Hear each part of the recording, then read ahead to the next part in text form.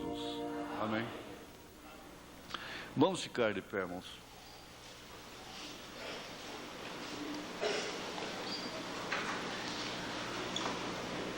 Gênesis, capítulo 2, a partir do verso 18.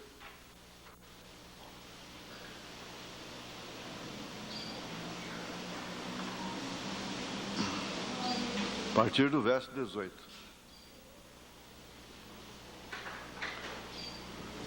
E disse o Senhor Deus: não é bom que o homem esteja só.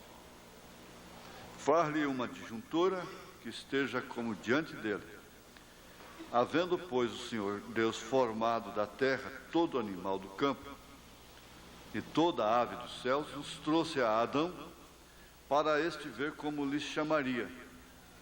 E tudo o que Adão chamou a toda a alma vivente, isso foi o seu nome. E Adão pôs os nomes a todo o gado e às aves dos céus. Que mente fértil, hein? Deu nome para tudo. E a todo animal do campo. Mas para o homem não se achava adjuntora que estivesse como diante dele. Então o Senhor fez cair um sono pesado sobre Adão, e este adormeceu. E tomou uma das suas costelas e cerrou a carne em seu lugar. E da costela que o Senhor Deus tomou do homem, formou uma mulher e trouxe-a a Adão. E disse a Adão: esta agora é osso dos meus ossos e carne da minha carne. Esta será chamada varoa, porquanto do varão foi tomada. Portanto, deixará o varão seu pai e a sua mãe, apegar-se à sua mulher, serão ambos uma carne. E ambos estavam nus, o homem e a sua mulher, e não se envergonhavam. Te damos graças, ó Pai, por podermos nos colocar aqui mais uma vez. Sabemos que isso é unicamente a graça. Não há mérito nenhum em nós, muito especialmente em mim. Pelo contrário, a reprovação. É a graça do Senhor que nos mantém aqui, que nos coloca aqui nesse lugar, para ouvirmos coisas tão profundas que fazem com que nós nos conscientizemos mais e mais daquilo que somos, para que viemos, porque estamos aqui, para onde iremos, por que comer, por que viver, por que casar, por que gerar filhos, e o para quê e o porquê de tudo isso. Em nome de Jesus Cristo, ó Deus, vivifica a Tua palavra em nossos corações. Não fique somente em grande estudo, em estudo profundo, em nada disso, mas que seja uma palavra simples, vivificante, operante, que venha a dinâmica, que não fique somente na mecânica, mas venha a dinâmica disso, em nome de Jesus Cristo. Amém. Podeis assentar. Zimar, sim. A pessoa que afasta seria como que ela perdeu, ela tem um diadema como esposa, e o diadema da esposa ela era composta de 9 dracmas, e cada dracma significava uma virtude, entre as quais havia a virtude da fidelidade. Quando a mulher não respeitava o marido, ela deveria ser levada no templo, e então o sacerdote tirava do seu diadema a dracma da fidelidade. Desde então ela estava repudiada e o seu marido podia desposar outro. Isso era feito oficialmente. Agora, ela podia continuar com todas as demais dracmas, você já entendeu. Às vezes a pessoa se afasta, mas continua com determinadas virtudes que podem até agradar a Deus e abençoá-las, porque o dízimo é uma coisa o profeta diz, ele traz bênção material.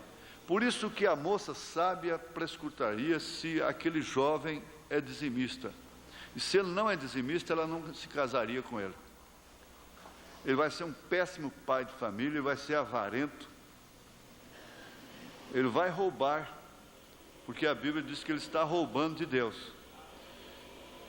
Ele pode ser um desordenado, desequilibrado, e ela vai sofrer muito.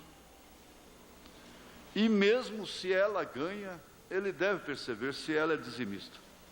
Por isso que o dízimo deve ser ensinado desde criança.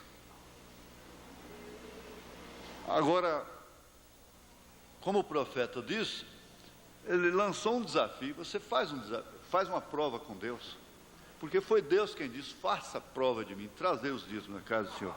Ora, você sabe quantos anos tem aqui? Eu não falo em dízimo, não falo em dinheiro, caí até num extremo com dinheiro, recuei completamente do assunto, mas tudo tem a hora certa.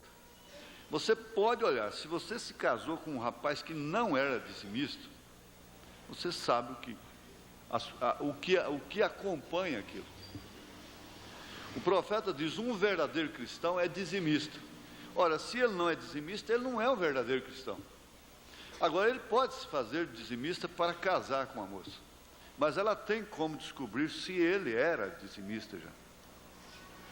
Olha, com toda discrição, respeito, até a igreja pode oferecer esses dados, porque tudo está no computador.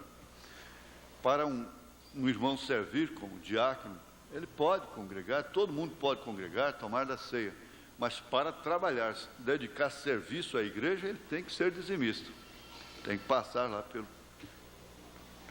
pela administração e ver se ele é dizimista. Então, é um fundamento para formar coesão, porque agora nós já estamos lembrando do casamento compartilhado, que existe coesão.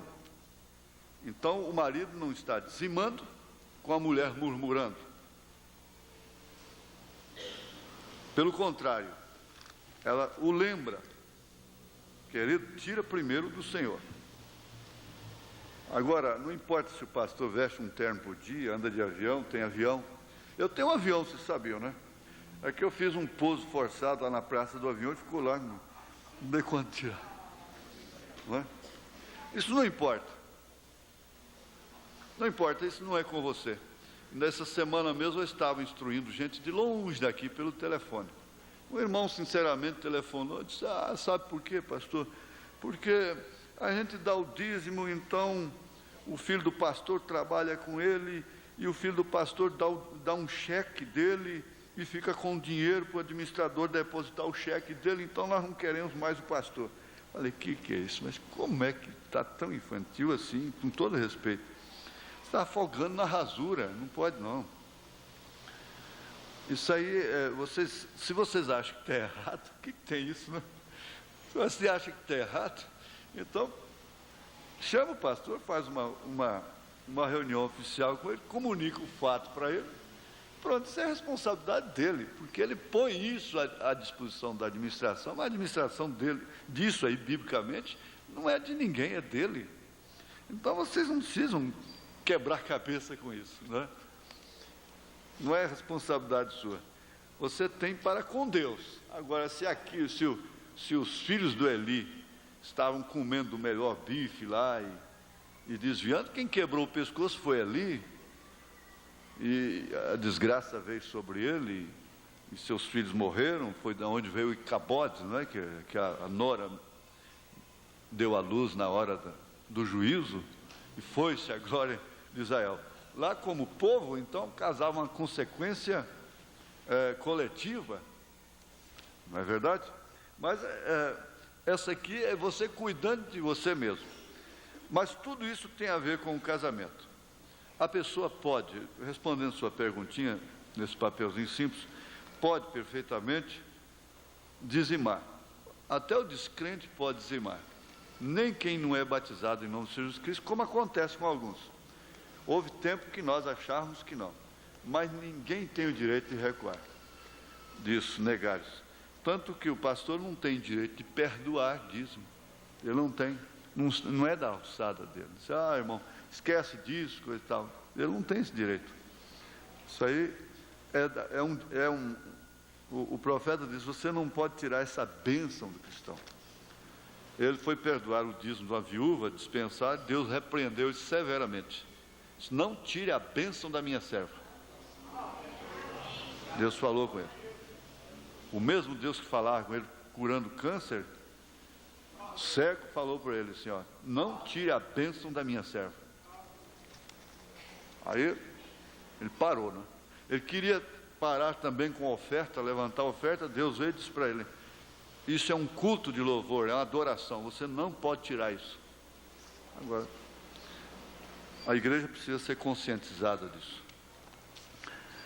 Tudo isso culmina em coesão, porque, veja aqui, o casamento compartilhado, ele só vai manifestar, quer dizer, se concretizar com o tempo. Nós já observamos isso. E é um casamento equilibrado. Para ser um casamento equilibrado, a mulher precisa ser pessoa equilibrada, de um raciocínio equilibrado, e que equilibre também as suas tensões, não seja entregue ao histerismo. O equilíbrio é a vida do casal compartilhado. É o resultado de uma perpétua vitória das forças de coesão frente às forças de dissociação, segundo o que constataram grandes estudiosos do assunto, que vêm acompanhando o assunto por muitos e muitos séculos. Porque se tem um assunto mais importante a ser tratado aqui na dimensão humana, depois da salvação, é o casamento. Tanto é assim que o irmão Branham diz que a coisa melhor que Deus pode dar para um homem aqui, depois da salvação, é uma esposa, é a mulher. Então, o equilíbrio é que faz esse casamento compartilhado, que por sua vez é um resultado de uma perpétua vitória. Se é vitória, quer dizer, então está vencendo lutas, está tendo luta, está vencendo, porque é uma força de coesão. Frente às forças de dissociação, a dissociação nós estudamos domingo passado, começa da própria família, pai, mãe, e sentimentos e coisas, dissociando a coesão do casal. Muitas vezes é assim. E há muitas outras forças de dissociação que penetram. Nós vimos a televisão que faz, é uma força de dissociação do casamento. É uma escola do diabo dentro de casa. A televisão é uma escola de Satanás a domicílio. Não importa quanto bem ela leve, ela é uma árvore da ciência do bem e do mal, só que ela está produzindo muito mais mal do que bem. Ela conscientiza, e foi justamente o que a serpente fez com Eva, foi conscientizá-la, a mulher, a tomar conhecimentos e conhecimentos e conhecimentos. O profeta disse, ao tomar conhecimento ela cai. Aquela mulher simples, humilde, que não tem muito conhecimento, cai na mão de um homem ponderado, idôneo, responsável, é a esposa mais ideal do mundo. Essa mulher que sabe demais, ela fica esperta. Por quê? Precisa, ela tem que sair, ela tem que viajar, ela tem que fazer isso, então se ela for uma bobinha, ela roda. Então ela tem que... Agora, aquela que é do lar não precisa disso, não é certo?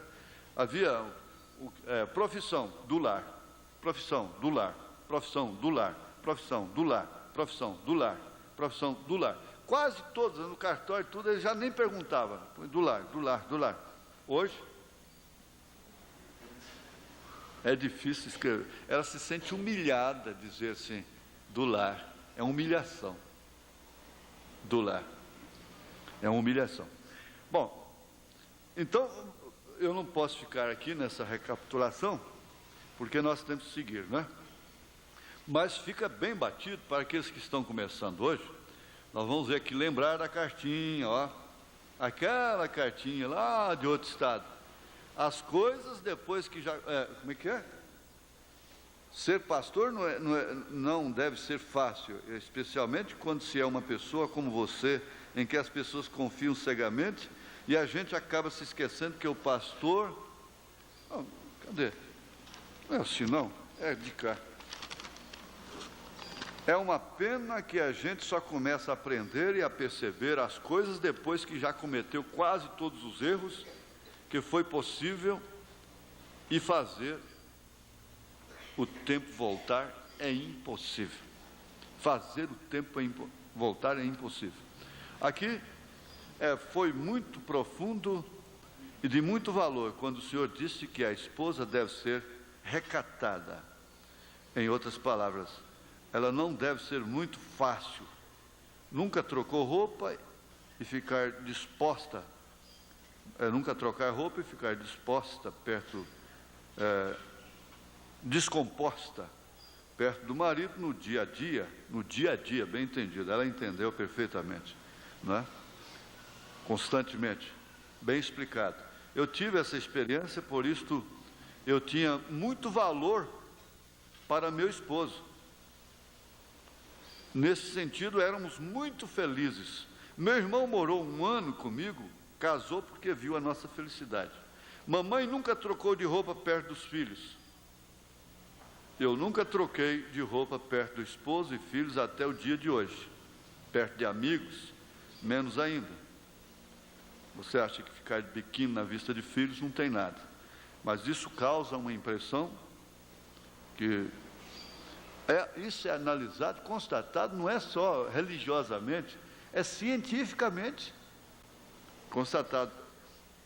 Se todos entendessem isso, é a chave. O Senhor tem falado tudo o que é necessário nesse sentido. Creio que vai ser uma bênção para todos. O Senhor Jesus é bom demais para não nos desamparar. Ele não é bom demais, não nos desampara. Se não for certo o que escrevi, o Senhor pode me corrigir. Então está corrigido, irmão. Deus abençoe. Amém. Glória a Deus. Aqui, então, vamos continuar. Essa coesão depende de detalhes. Começando do detalhe do equilíbrio emocional. Uma mulher sem equilíbrio emocional transtorna todo o lar. Transfere aquilo para suas filhas. Se a mãe é desequilibrada emocionalmente, quase sempre as filhas vão ser do mesmo jeito. Não tenha dúvida. Não tanto o pai, porque o pai ele não está muito relacionado com as filhas. E ele está mais fora de casa. Mas a mãe é sem dúvida a forma, por isso a Bíblia diz que a mulher sábia edifica a casa. A tola a derruba com suas próprias mãos. Porque ela divide essa força de coesão através de seus sentimentos, colocando filhos entre o marido e si. E já aprendemos que os filhos não devem ficar entre. Ela deve ser disjuntora dele toda a vida. Os filhos ficarem depois dele, à esquerda dela, à direita dele, como queira, não é? Mas nunca entre. O que entre forma cunha, e a cunha separa. Vocês entendem? O amor aos filhos o amor correto aos filhos não separa marido e mulher. O amor correto. A irmã Brana estava com aquele amor filho pela Rebeca, e ela então estava separada do marido. Ela estava dividida com o marido, sendo ele um profeta. Ele disse: pessoas viajam milhas e milhas, milhares de milhas para pegar uma palavra comigo, e você, que dorme comigo, come comigo, que tem o meu nome, não pode agora estar comigo? E foi uma luta terrível para sair, ela tirar a Rebeca de entre si e o marido. Quando ela tirou e ficou com o marido, aí a coisa foi diferente. Então, vocês entendem que a coesão é isso, força de coesão. É ela estar nele. Nós vimos lá atrás que é a subjetividade, a mulher interna. Pedro disse, o homem encoberto no coração. Então a distância não separa um casal. Distância não separa um casal que se ama. Distância não. E não há ninguém que separe. Paulo disse que nada nos separa do amor de Cristo. Agora, o amor de Cristo não é uma coisa que esteja completamente isenta, isolada, indiferente ao nosso convívio, às nossas responsabilidades aqui na terra. O amor de Cristo se manifesta exatamente quando nós amamos corretamente uns aos outros. Não adianta você estar dizendo, eu sou apaixonado por Jesus, e odiando seu irmão. Não tem jeito. Então, não forma coesão. Você tem que entender que casamento é isso, é uma coesão de força. E aqui, Deus disse, não é bom que o homem esteja só. O homem só vira alvo. Principalmente, como eu disse outro dia, principalmente se aquele rapaz, se aquele homem, mesmo casado, é um homem público. Dificilmente ele não é agredido, atordoado. Não é bom que o homem esteja só. Foi Deus quem disse. Aí depois, então, veja, o que aconteceu lá no princípio. Jesus disse, no princípio não era assim como está sendo agora. Vocês têm que entender isso. Então o Senhor Deus fez cair um sono pesado sobre Adão. Isso aqui, olha, isso aqui faz lembrar exatamente o que o irmão Brano diz aqui na mensagem, estatura do varão perfeito. Irmão Brana, é o parágrafo 15, o final aí, e entra no 16, 17, 18, 19. Veja. Irmão Brana, pensa você que devo casar-me com certa jovenzinha? Lhe disse, irmão Brana disse, perguntando para ele, quanto pensas dela? Ele respondeu, irmão Brana, a amo tanto. Disse-lhe então, pois se não podes viver sem ela, então casa-te.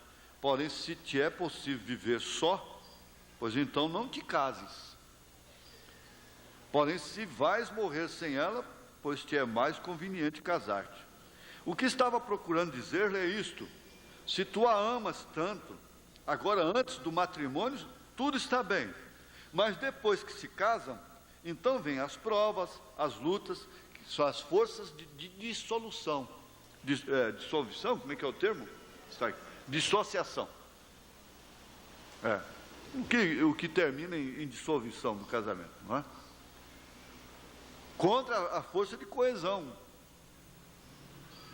Porque você tem que entender que não é esse amor pré-casamento que vai fixar o seu casamento durante o tempo quando vem as lutas, não é? É claro que você tem que estar até desmaiado. Adão ficou fora de si. Ele caiu como que num sonho, um sono, não é? Ele caiu num sono. Então, depois do matrimônio, tudo está bem, mas depois que se casa, então vem as provas, as forças de dissociação e as lutas da vida. Então, quando tem que estar tão enamorados que se entendam.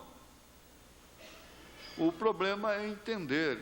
Não há diálogo, não pode haver diálogo quando as tensões nervosas de ambos os lados não permitem.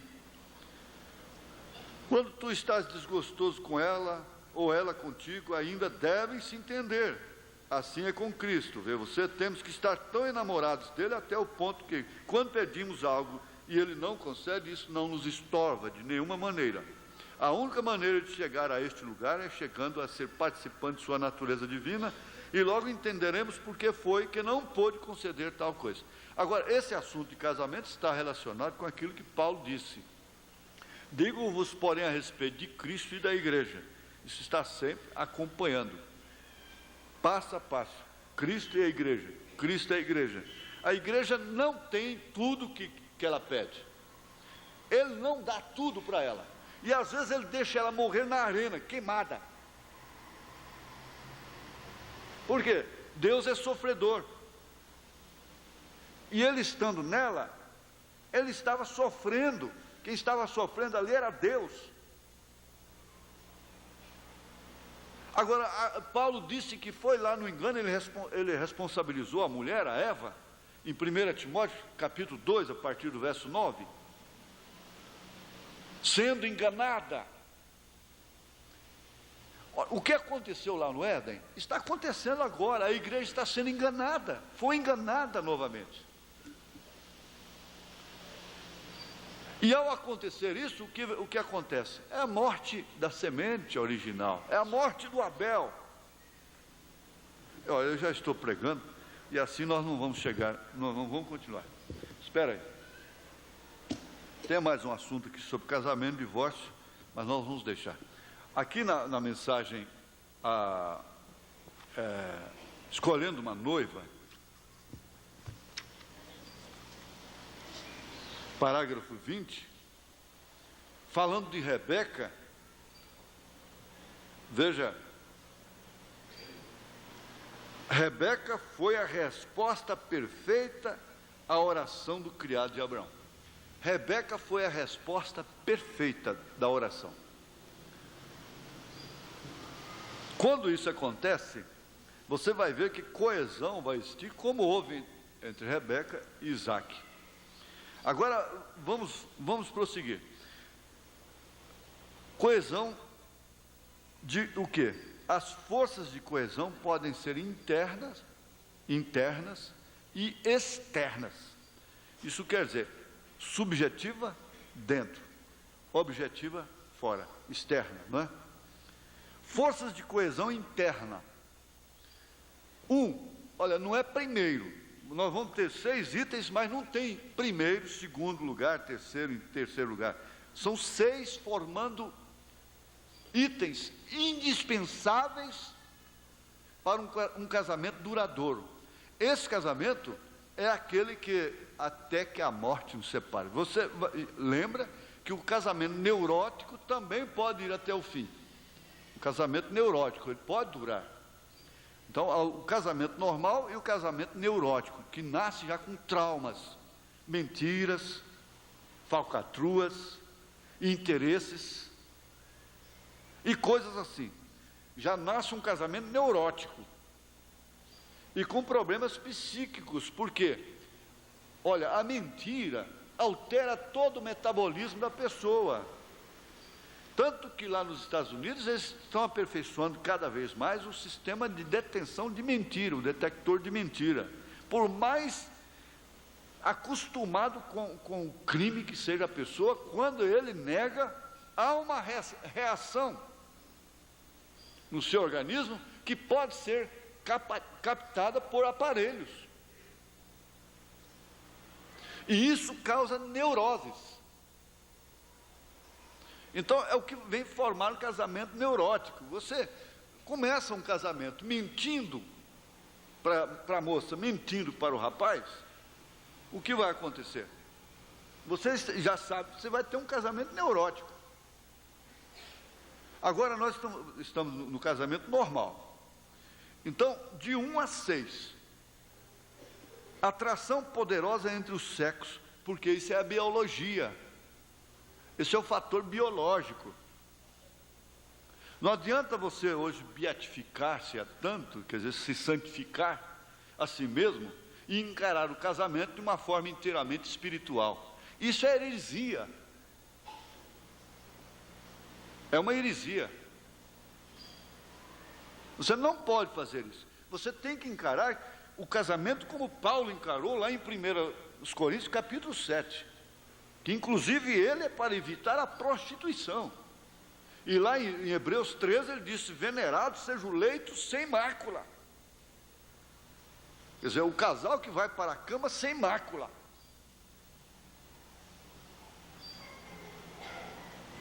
É isso que tem que ser encarado. Gente, se nós temos irmãos, irmãs, que têm dificuldades nesse sentido, olha, faz o seguinte, você simplesmente se põe de acordo com isso. Olha, eu concordo, eu aceito, isso é a verdade no meu coração. Agora, Senhor, tenha misericórdia de mim, só isso. É o que eu peço para Ele. Tenha misericórdia de mim. Agora, mudar isso aqui eu não mudo, não. Você não pode se santificar e cristianizar, espiritualizar, melhor dizendo, o casamento, espiritualizar o casamento, de forma que você possa casar e viver sem pensar nessa parte. Então, se isso é indispensável, tem que haver uma atração entre sexos. Tem que existir. Porque Paulo disse que é exatamente isso aí que vai evitar da pessoa cair na incontinência. Você precisa ler a Bíblia como ela é. A Bíblia, ela é escrita para quem... Olha, lá em cima ninguém vai ter Bíblia. O profeta orou na mensagem O Fundo Clama o Fundo, aquele filme. Ele disse, quando como é que fala? A fumaça for dissipada, a Bíblia for fechada. Lá eu não preciso de Bíblia. Nós não vamos levar a Bíblia para os céus. A Bíblia é para essa dimensão. E ela cuida do homem, da mulher, na dimensão humana, em suas circunstâncias humanas.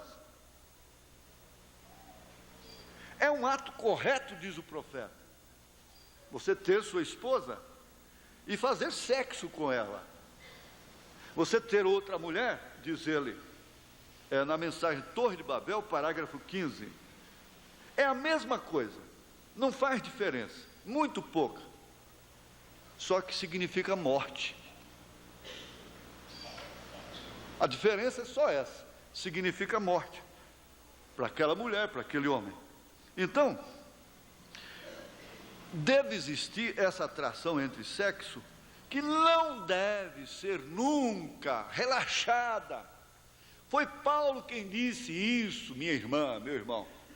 Então existem extremos. A mulher mundana se extravasa em orientações exageradas de apresentação para conquistar o marido, para manter o marido no seu mundo. Então se pinta e tem que fazer tanta ginástica e tanta coisa para... Não é isso. Agora, manter-se aciada, equilibrada, virtudes pessoais, de confiança. Você é uma mulher de virtude, de confiança, não tem por que temer, minha irmã. Fique quieta, descansa nas suas virtudes. Isso é Deus, isso é Deus, isso é a verdade. Não tem por que você temer, você sair por aí batendo com a cabeça nos postes. O profeta diz assim: se você é sincero, honesto em seu coração, Deus está obrigado para com você. Não é certo? Então, os puritanos, vamos dizer, caem no extremo de isolar esse fator. Agora, esse é um fator biológico, e ele vai causar reflexos psicológicos também, tensões mentais. Isso é indubitável, sem dúvida alguma causa. Por isso Paulo chamou isso de incontinência, em 1 Coríntios capítulo 7. Então, pastor, o que seria isso? O que seria é isso: você tem que ter uma atração por ela. Ela tem que ter uma atração por você. Esse é o fator biológico. Não, eles dizem em termo popular, ela não faz o meu tipo. Ele não faz o meu tipo.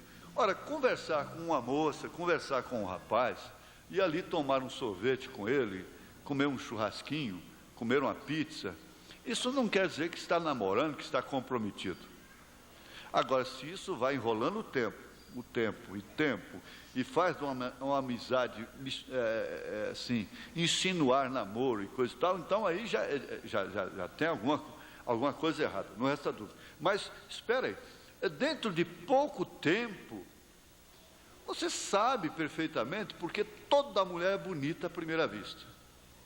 É igual carro. Você olha um carro assim, você se espanta. Aí depois você vai olhando direitinho, você passa ou compra aquele carro, você vai ver logo que ele não é o que a vista mostrou. Então a mulher é assim, à primeira vista ela é bonita, e é onde você cai na incontinência, às vezes até de cobiçada. Mas o profeta é que falou isso. Ele disse, mas se você olhar ela bem, ela tem um nariz chato, ela tem uma orelha grande, ela é feia. Não, eu não quero dizer que a mulher que tem nariz chato é feia. Espera aí. Não é isso, não. Quer dizer, ela tem coisas que não te agradam. Não é verdade? Agora, ponderando isso, porque eles põem essas bonecas em vitrines de venda, balcões, elas são preparadas dessa forma. Ao serem vistas à primeira vista, é uma fantasia, mas tira aquela maquiagem, aquela pintura, aquela coisa toda, vira uma bruxinha velha. A verdade é essa. Agora, minhas irmãs não, nossas irmãs são o que são. São o que são. Isso é que é o importante. Você pode vê-las com remela nos olhos, não é verdade? Aleluia. Mas pense bem nisso. Foi Paulo ensinou isso, a Bíblia ensina isso. O profeta mostrou isso claramente. Então não vai esquecer que existe um fator muito importante, que é a biologia, é um fator biológico, essa composição que forma a personalidade, a vida encarnada em um ser, e que deve ser estudada não somente fisicamente, mas psiquicamente e coisa e tal. Então entra esse fator que é o amor. Aí vem o amor, porque a atração também existe. A atração existe. O profeta diz: você beija uma mulher na boca, você comete adultério. Se você beija na mão dela, você não comete adultério, porque não tem glândulas. Diz, bom, é o primeiro gole da cachaça, bom, isso é problema dela, problema dele. Mas que lá existe glândulas, para isso não existe. Está aqui na união invisível da noiva. Está aqui. Eu não posso ir. Então,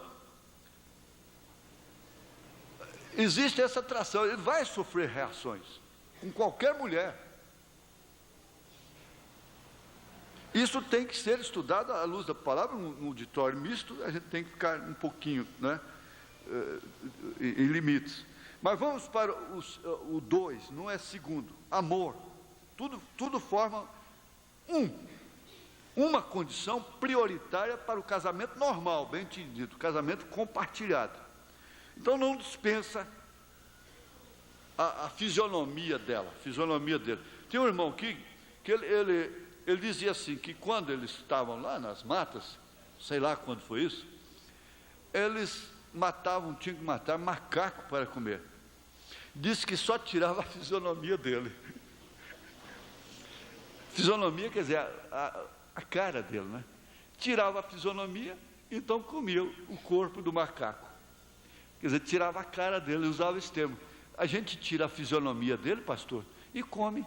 Faz a panqueca, né? Isso lá no Pará é muito comum, nas matas do Pará fazer isso. A panqueca de macaco, você já pensou? Mas tem que tirar a fisionomia dele. Às vezes você quer tirar a fisionomia dela fora, fica meio difícil, porque você vai acordar, ela está lá. Chega na mesa, ela está lá. Chega ali atrás, é só você cortar, pum, tirar a fisionomia dela, aí não dá, não é certo? Então, amor. Amor não, é coisa que não se prega, não existe pregação de amor, existe prática. Uma necessidade humana, fundamental, vital, isso quer dizer, super necessária, fundamental, que o profeta diz aqui, ó. Porém, se te é possível viver só, então você não faça isso não. Agora, você vai provar que a ama, é depois, não é agora não. É uma necessidade fundamental e vital, por quê? Opera no fator psicológico.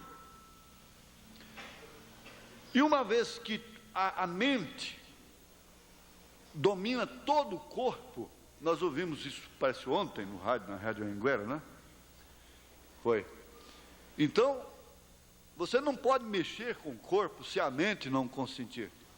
Esse fator não pode ser ignorado. É uma medicina, existe a psicologia, o psicólogo ajuda sim, é um médico, é uma medicina. É preciso que seja entendido. Agora, dentro desse fator nós temos o afeto, o amor, a consciência, que foi estudado aqui na quarta-feira passada. O que mais? Os 5 sentidos do espírito, que atua no fator psíquico da pessoa, porque é abstrato, não é? Esse aqui, ó, o do físico, é a visão, por isso que tem que haver uma correspondência, você tem que se agradar da afeição da pessoa, dos modos da pessoa, às vezes justamente aquela maneira que desagrada aos outros, você diz, é exatamente isso que eu gosto nela. Não, você quer saber uma coisa? Todas elas têm um ponto de atração, uma é a boca, a outra é o nariz, e assim por diante. Não, exatamente aquela boca grande é que eu gosto. Vocês dizem que ela tem boca grande. E eu não vejo isso, é exatamente aquilo que eu gosto nela. Às vezes a mamãe ficou lá, tadinha, minha filha, tão bonitinha, mas tem uma boca tão grande. Mas foi justamente isso que ele gostou. Ele gosta de torta de maçã, o que você vai fazer? Então é isso. Às vezes é um fator justamente, o que mais te entristece no espelho é que mais atrai a ele. E isso tem influência psicológica na vida do casal. Eu não posso me deter aqui muito tempo. Vamos para o número 3, dessa composição aqui de fatores indispensáveis, vitais para o casamento normal. Não casamento neurótico. Fidelidade. Ora, Jesus disse, aquele que é fiel no mínimo, é fiel no máximo. Que tal? Às vezes, pode acontecer de um rapaz estar namorando uma moça e acontecer no mesmo tempo uma outra lhe chamar a atenção e superar aquela expectativa que ele tinha para com a primeira. Então ele a procuraria como um cidadão, como um cristão, e diria, se é que foi conversado em namoro, disse, olha, irmã, nós vamos parar por aqui, é bom, não é? Então parou e pronto. E a mesma coisa pode acontecer com ela. Agora, manter 2 namorados, ela já está dando um índice, um sintoma de infidelidade. Ela pode levar um pouco de tempo para decidir até, porque acontece de uma moça ser procurada por 2, 3, 4 rapazes ao mesmo tempo, e ela tem que orar e ficar até perturbada, e perder sono, e emagrecer, para ter que escolher, uns tanto, outros nada. O que vai fazer? Não é tanto pela sua beleza, às vezes é pela sua virtude, coisa. Você está, vamos caminhar, aí você vê, que Jesus disse que aquele que é fiel no mínimo, é fiel no máximo. Aquele que é fiel a Deus, nos seus dízimos, tem que falar isso, porque enquadrou, inclusive na pergunta. Aquele que é fiel nas mínimas coisas, ele vai ser fiel no máximo. Ele vai ser fiel na hora que o casamento está rustindo. Mas se ele foi um volúvel, Antes, no mínimo, quando ele não tinha, é o caso do empregado. O empregado não cresce, ele não prospera numa empresa, que ele não demonstre interesse nas mínimas coisas pelo seu patrão. Tudo que vai fazer tem que ser mandado, trabalha olhando no relógio, e as coisas ficam sujas. Você não limpou isso aqui. Agora, se o patrão vê aquele homem, aquela moça, aquela pessoa, até em horas vagas, está cuidando das coisas, ora, automaticamente, ele vai criar confiança nas mínimas coisas, os mínimos detalhes, é que vão fazer de você uma grande esposa, um grande marido, um funcionário importante na firma. Você vai crescer, vai prosperar, vai ser promovido. Mas se você não é fiel no mínimo, agora quem disse isso? Foi Jesus. Você não pode ser fiel no namoro, você vai ser fiel no casamento? Minha filha, você acha que aquele rapaz não pode ser fiel no namoro? O que você quer mais com ele? Você já sabe que você vai ter um marido infiel. Ele já se identificou. Para começar, ele já é infiel com Deus. Sendo infiel com Deus, ele vai ser infiel com a mulher. Ela é infiel com Deus. É infiel na maneira que se veste. Porque Paulo disse, como é que Paulo disse? O termo mesmo que Paulo usou, honestamente, trajes honesto, foi isso?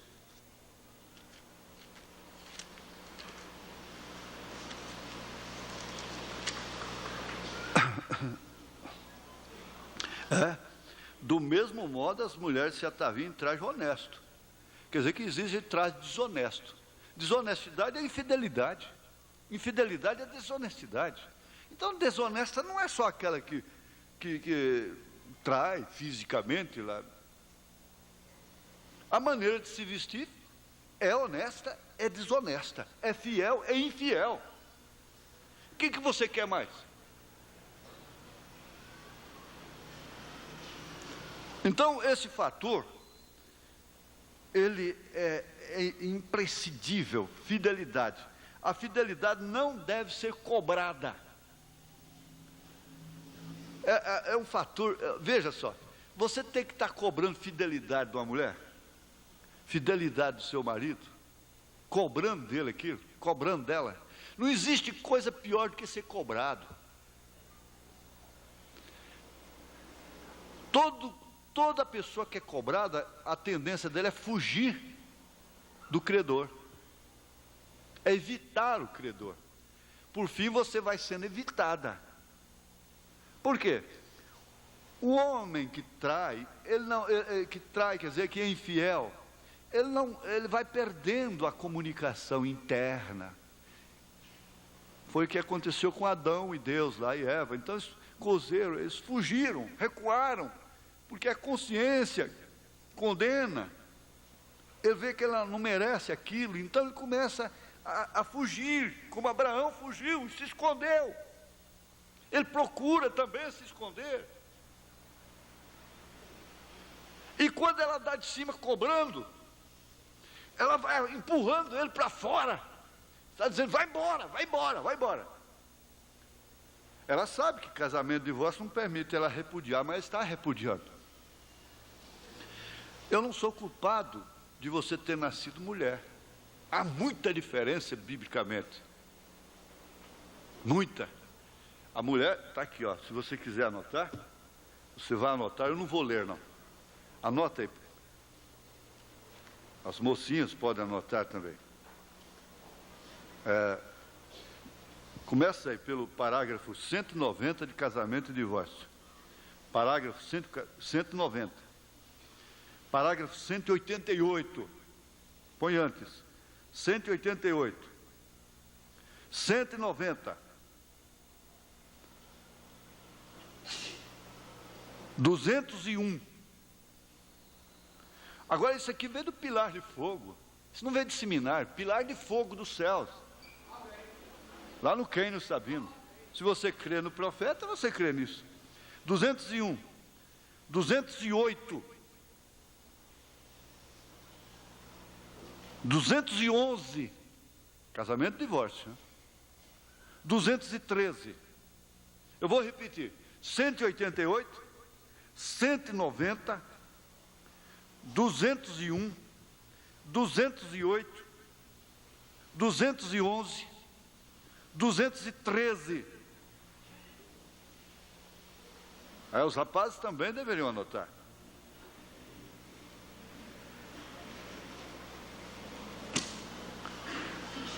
A parte desse princípio, ela não tem como repudiar o marido. O que ela vai fazer? Ela tem que encomendar isso a Deus. Se ele é infiel, Deus permanece fiel. Deus está em você, permanece fiel. Agora, o 4 vai para lucidez. Lucidez. Não, a lucidez equivale a conhecimento, equivale a ser esclarecido. Quer dizer, seria a oposição à ignorância. Ignorar é não ver. Eu ignoro isso, não tomo conhecimento. Isso para ficar bem debulhadozinho, não é bem fácil. Eu não tomo conhecimento, eu não vejo isto, não tomo conhecimento, não quero saber disso. Então a lucidez mata. Ela mata. A lucidez mata. Quanto mais você é lúcida, quanto mais conhecimento você tem, mais você se condena depois. Mais você se condena. Preste bem atenção nisso, porque aquele a quem mais é dado, mais é exigido. Agora, a lucidez de ver o mal de longe te faz o quê? A lucidez faz do homem, faz da mulher uma atalaia. Uma atalaia. Ela é a atalaia do lar. Ela é a atalaia do casamento. Ela é pequena, mas a verdade é muro, é grande. O atalaia ficava em cima do muro. Ele é pequeno, mas ele é o atalaia. Ele vê de longe o inimigo chegando. Então a mulher percebe quando as coisas estão vindo de lá. Eles dizem assim: quando você vem com o fubá, eu já estou com o angu pronto há muito tempo. Quer dizer, é a pessoa que pode ver as coisas em tempo de evitá-las. O atalaia vê de longe e adverte. Toca a trombeta para o seu povo. Então você percebe, olha, está vindo aí uma onda assim, assim, assim. Você foge disto. A mulher sabe quando as coisas estão rodeando para... Aqui Eva não se sabe quanto tempo ela manteve companheirismo com a serpente. Não se sabe quanto tempo. Ora, não havia mal nenhum. Que mal há? Que mal há? Uma mulher como a Xuxa beijando na boca de um cachorro em frente de uma tela. E o cachorro lambendo a boca dela. Que mal há? Que mal há nessa Madonna deitar-se com um cachorro? Esse é o estado do mundo. A Eva, naturalmente, teve companheirismo. Ela não andou com a corrente no pescoço da serpente, para lá e para cá, e pôs casaquinho nela, como o profeta disse que elas estão pondo nos cachorros. E casaquinho, perfumou a serpente e coisa e tal. Mas não se sabe quanto tempo ela namorou com essa serpente. Isso quer dizer, andou com ela, fora de seu marido. Sem nenhuma maldade, sem nenhuma lucidez sobre o assunto. Ela queria, de todas as formas, aprender mais. Ela era viva, ela queria ser viva, esperta. Aquela lucidez trouxe as sirenes nas ambulâncias, os hospitais para pestilento, crimes, roubos, tudo que você ouve de mal, mortes, cemitérios, foi tudo por causa daquele namoro. Tudo por causa da lucidez que ela alcançou. Agora, o irmão Brana fala do conhecimento, da lucidez de Deus. Tiago fala da sabedoria, disse: você tem falta de sabedoria? Peça a Deus. Ele te dá lucidez, Ele te dá sabedoria, Ele te levará a ver as coisas de uma forma diferente. E ver quando o mal aponta lá, seja através de quem quer que seja. E você então pode evitá-lo. Essa lucidez no lar, ela é indispensável. Ela é o conhecimento sem o qual o lar é derrotado. Parece que foi Oséias que falou, não? Deus falando através dele. O meu povo, Miqueias, foi destruído por falta de conhecimento, por falta de lucidez. O número 5 seria a sinceridade. A sinceridade. Ora, a pessoa sincera, ela não tem como ser fingida. Paulo fala do amor não fingido. Começa por aí. Você sabe que, ao descobrir fingimento na pessoa, se você tem um princípio de sinceridade, você não se sente mais bem com aquela pessoa. A falta de sinceridade vai afastando, vai quebrando. Agora, a sinceridade, ela é uma qualidade indispensável, porque não existe caráter sem sinceridade. Não existe caráter sem fidelidade. Uma vez que o caráter não é um dom dado por Deus. O caráter é uma vitória. Ora, o que é que faz o caráter? É você vencer exatamente as fases que te levam a agir com insinceridade, com falta de sinceridade. Você não estava sendo sincera com ele. Você não estava sendo sincero com ele. A sinceridade não tem como dar as mãos para a mentira. Aí onde vai desencadeando uma série de consequências que o eleito vai enfrentar aqui nessa carne. Você tem que entender isto. Você vai enfrentar consequências na carne, porque você não vai estar no trono branco para ser julgada, para ser julgado. Você vai julgar até os anjos. Então, tudo o que aconteceu, tudo o que acontece, que vem contrariar realmente o caráter cristão, você vai ter que enfrentar e vencer aquilo aqui, porque isso forma caráter. A sinceridade é um reflexo direto, claro, do caráter. Ela é um espelho através do qual você olha a si mesmo. É a sinceridade. Você conhece o caráter através da sinceridade. Agora, não é aqueles, eu vou ser sincero para rejeitar a palavra de Deus, não é isso. Eu sou sincero. Eu cansei de ouvir isso, eu sou sincero. Quer dizer que os outros não eram. Não é isso. O sincero diz sim, sim, não, não. E ela é, sem dúvida, o espelho. Você conhece a história do Joãozinho. O Joãozinho foi criado sem ver espelho. Tinha um espelho na casa dele, mas era numa árvore lá em cima, ele morava no interior. E um pedacinho de espelho lá em cima, que só seu pai via para fazer a barba e coisa. E um dia, Joãozinho, já grandinho, veio visitar com sua família, visitar uma tia lá em Chicago. E a casa muito boa e coisa e tal, e um corredor lá terminava com um espelho muito grande. Então o Joãozinho nunca tinha visto a si mesmo. Chegou lá e ficou lá assim. Fazia uma gatimunha, o Joãozinho, o menino do espelho fazia também. Ele pegava na orelha, o menino do espelho também pegava. Ele fazia isso. Então a sua mãe, sua tia, olhando lá de longe, viu que ele estava deslumbrando com aquilo. Quer dizer, ele não conhecia a si mesmo. A sinceridade fornece autocrítica. É que te leva a fazer autocrítica. E ele estava olhando assim mesmo, igual aquela família lá do Piauí também, que nunca tinha visto espelho. E quando saiu aqueles espelhos que todo homem carregava no bolsinho, né? Parece que eu me lembro disso, porque tem mais de 15 anos atrás. Espelhinho redondinho, e então os rapazes andavam com brilhantina no cabelo, que ele chega e escorria.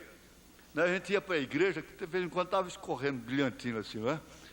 E saía lá fora, pegava o espelhinho, porque, né? E coisa e tal, e penteava, e partia de cá, e partia de lá. Então, isso chegou até no Piauí. E um dia, a mulher vivia com sua mãe, que era já de idade, e foi lavar a roupa do marido. O marido tinha esquecido o espelhinho no bolso. Ela pegou o espelho, olhou, ela nunca tinha visto espelho. Olhou no espelho e disse: ah, seu sem vergonha.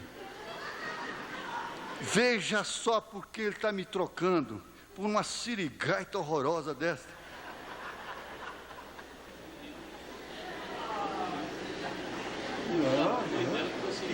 Não, trocando por uma sirigaita horrorosa dessa. Olha o cabelo dela, que coisa mais horrível. E aquele sem vergonha me trocando por uma coisa dessa. Mãe, vem cá. A mãe chegou lá com a cara toda enrugada, sem dente. Olhou e falou: não, mãe, vem ver por que esse sem vergonha está me trocando. Veja só, está carregando o retrato dela no bolso. A velha olhou e franziu a testa, falou: não, minha filha, não precisa incomodar não, que ele não vai trocar você por uma onça dessa não.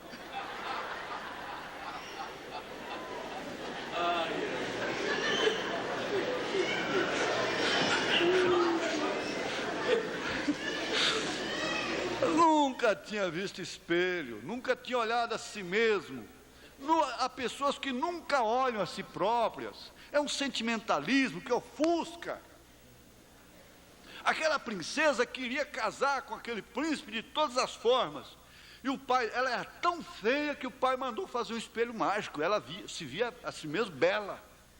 Esse é o dogma, é o credo denominacional, é a doutrina, não é? Eles estão fazendo esse espelho mágico para a igreja se ver a si mesma bonita. E no dia do aniversário dela, encostou uma carruagem lá do príncipe, cavalos brancos, fogosos. Ela disse: agora ele está para mim. Porque quando vira a cabeça para um lado de um homem, ele não pode dar uma olhadinha natural para o lado dela, uma ilusão de ótica terrível. Ele está olhando para mim, está vendo? Ele está olhando para mim. Ele vai casar comigo. Então chegou o presente do príncipe lá. Ela correu para o quarto especial dela. Só eu que vou ver. Quando ela abriu, era um espelho real, verdadeiro. Que ela olhou sua cara no chão. O que ele mandou para mim? Prá, no chão, quebrou o espelho.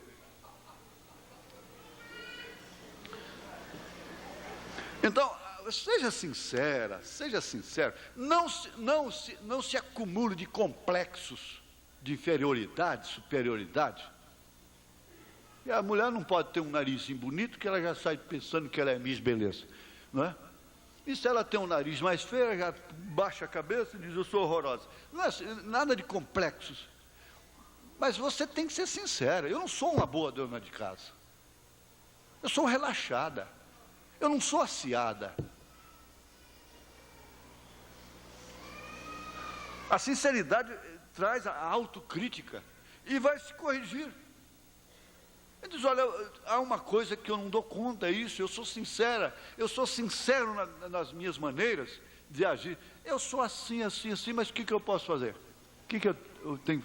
Então, essa pessoa, o profeta diz: se você deve a alguém, você vai lá e diga: olha, eu vim dar satisfação para o senhor, eu adoeci, aconteceu um transtorno na minha vida, eu te devo, mas tem uma coisa: eu estou trabalhando, eu vou trabalhar, eu vou te pagar. Eu vou passar por aqui de vez em quando. Quer dizer, ele está sendo sincero. Olha, isso inspira confiança, porque é um reflexo, é um espelho do caráter. A sinceridade, a pessoa insincera, ela não tem um bom caráter. Há muitas vezes que nós passamos por vexames e trânsitos na vida que a gente tem vergonha. Você vai olhar no espelho, para mim não tem mais jeito, não. Desespero até da própria vida. Você chega a dizer para Deus, até como um desafio, ou eu conserto minha vida, ou então o deserto. E você lê a Bíblia, você não torce. Você lê a mensagem, você não torce. Deus se agrada disso. Isso compõe esses fatores importantes, imprescindíveis para o casamento. Agora, o 6 seria exatamente sentimento de responsabilidade. Esse rapaz que não tem responsabilidade, você entende? Não, ele não tem como assumir responsabilidade. Ele não encontra motivo para ter responsabilidade. Porque seria a criação, o que é? Tira uma roupa, joga ela no chão, fica lá mofando no chão, a mãe tem que chegar, a irmã tem que lavar, ou tem empregada, a mãe vai e nós vamos criando aquelas coisas dentro de casa. Nós exigimos tanto das mulheres, das filhas mulheres, e às vezes cometemos a aberração com os filhos homens. Eles têm direito de ficar pelados dentro de casa, eles têm direito de tudo, as mulheres não. Aí é onde a coisa começa. Eles nunca vão ter sentimento de responsabilidade. Deveres domésticos. Essa semana você que vai lavar as vasilhas. Olha, não faz nenhum homossexual. Aquela mãe, aquela escrava lá na cozinha, que tem que limpar a casa, que tem que lavar roupa, que tem que cozinhar, que tem que fazer tudo. E aqueles marmanjos, para cima e para baixo, vagabundando. Vem lá da raiz, vem lá do princípio. Eu me lembro que a mamãe fazia isso. Você vai lavar vasilhas.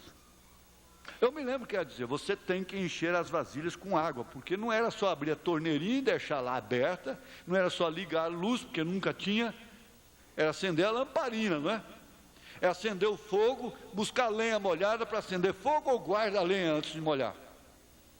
Você que vai acender o fogo. Preguiçoso, safado que era só eu, mas tinha que trabalhar. Você vai amassar sabão, você tem que fazer, tem que capinar o quintal. Você rolou no chão, então você vai tirar a sujeira dessa roupa, você vai ensaboar, dar a primeira ensaboada dela, pelo menos, você vai tirar essa sujeira. Você rolou no chão, você nunca tem o sentimento de responsabilidade com nada. A pessoa nunca assume, não tem atribuições em casa. Quando pega um emprego, não tem senso de responsabilidade. Esse patrão, essa empresa vai querer manter um funcionário, um empregado dessa maneira?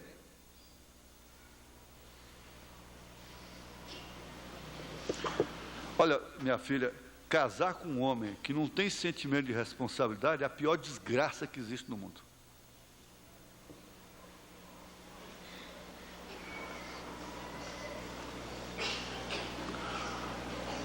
Então você pensa bem nisso. Você vê esse moço trabalhando. De primeiro, o casamento era assim: quando o homem chegava, o rapaz chegava para pedir o casamento, haviam pais, não, isso é verdade, que pediam a mão do rapaz para ver. Pedia a mão do rapaz para ver. Passava a mão na mão do rapaz. Se fosse mãozinha igual a minha, ele dizia, vai plantar batata, rapaz. Bom, se bem que hoje ele tinha que passar a mão na minha garganta, né? Minhas cordas vocais. Não passa a mão aí não, passa a mão aqui dentro. Aí não tinha jeito, né? Mas, porque os meus calos são aqui, né? Mas minhas mãos são lisinhas. Mas é verdade, isso não é brincadeira, não é para fazer rir, não. Ele chegava, o pai pedia a mão do rapaz. Quem sabe disso aqui? Ah, o pai dela pediu? Pediu a sua?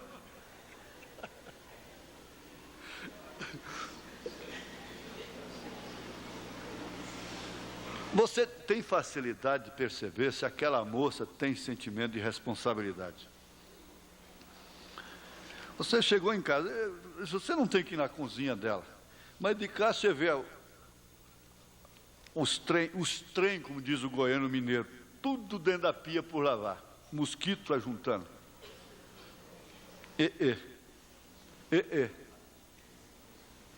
E outros detalhezinhos que você percebe que não há sentimento de responsabilidade. O rapaz, olha, não é diminuindo a ninguém, mas a minha mãe dizia assim claramente, ela tinha essa maneira de falar, talvez eu tenha herdado dela, de quando você criar vergonha na cara, você vai parar no emprego. Enquanto você não criar vergonha na cara, você não para no emprego. Ela dizia assim, e esse caboclo que não sujeita a patrão, a horário, bater cartão,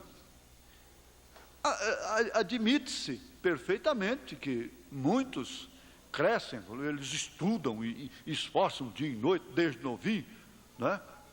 E às vezes nem tem que se empregar. Mas o homem que não sujeita a dominação, como Paulo disse, ele nunca assume sentimento de responsabilidade, ele nunca tem sentimento de responsabilidade.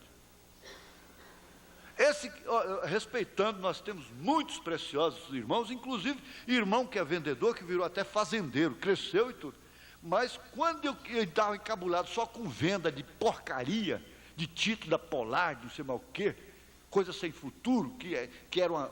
Hoje eu tenho vergonha de ter vendido. Eu vendi um lote para uma pobre de uma viúva, porque ela tinha uma filha bonita, e eu visitava a sua casa, não é? E eu vendi um lote para ela, lá na Cachoeira Dourada, que eu nem sei onde é esse trem até hoje. Mas por quê? Porque eu não queria trabalhar, eu queria vender. Eu queria vender. Depois que eu entendi o que é isso, o que significa ficar desempregado, aí então foi que o patrão viu humilhação, você aguenta, você tem que aguentar. Por quê? Você lembra? É aquele negócio, qualquer coisinha, me dá minhas contas. Não tem sentimento de responsabilidade com os filhos depois? Não tem sentimento de responsabilidade com a esposa? Agora, ninguém tem que ficar em condenação, porque é uma fase que tem se passado e vai lutar, e vai levantar a cabeça e lutar contra isso, e tudo vai dar certo. Isso, agora, você que vai escolher ainda, tem uma coisa, antes você tem tudo para dizer sim ou não, mas depois não, aí acabou. Aí acabou. Você entende? Então é agora. Então fica aqui, ó, atração poderosa entre sexo, nosso horário já foi embora, que é a biologia, o amor, que tem uma necessidade humana fundamental e vital, que é psicológica, isso é indispensável, fidelidade, lucidez, sinceridade, sentimento de responsabilidade. Agora, depois então, domingo próximo, se Deus se deixar, nós vamos estudar mais ainda, detalhes por detalhes, a atração entre sexo, o amor, que é muito, muito profundo e grande. Aqui a fidelidade, a lucidez, a sinceridade e o sentimento de responsabilidade. Todos esses fatores aqui vão ser estudados ainda domingo próximo. Amém? Glória a Deus. Esse estudo nós não vamos ter pressa com ele, não. Termina quando terminou. Não é certo?